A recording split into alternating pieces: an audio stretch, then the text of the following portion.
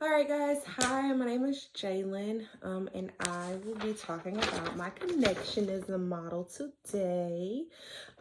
This connectionism model is based on a conversation or a question that I asked my 3-year-old son.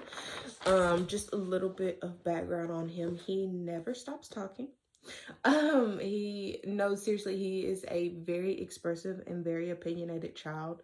The words that he picks up is absolutely like mind-boggling, because you'll say a phrase one time, and he is incorporating it into his regular vernacular the next time that you have a situation where he can use that in.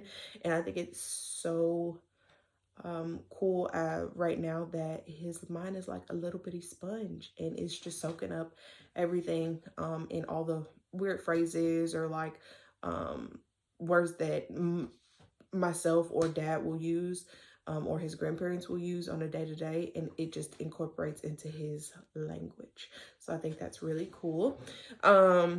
So just to give you a little background on him, he's, like I said, he talks a lot. So the question that I asked him was, who is your favorite superhero?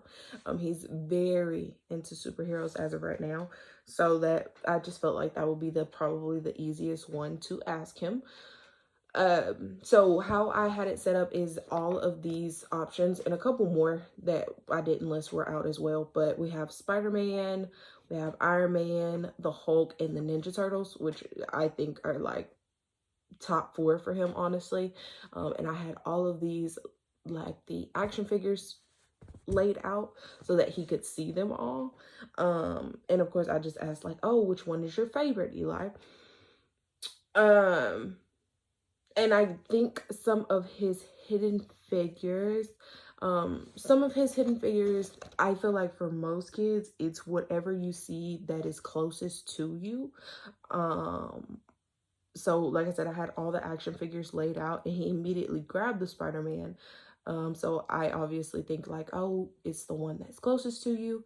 A lot of kids also, another hidden figure could be like, which one is the coolest or which one made the loudest noise that you can remember. Because obviously a lot of it has to do with memory as well.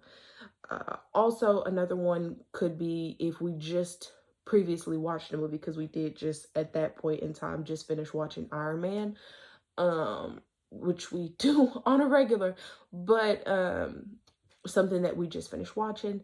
And then also I've noticed the older that he gets, if you question him about it, like if you ask him, oh, are you sure, he like thinks about it and then he'll give you another answer.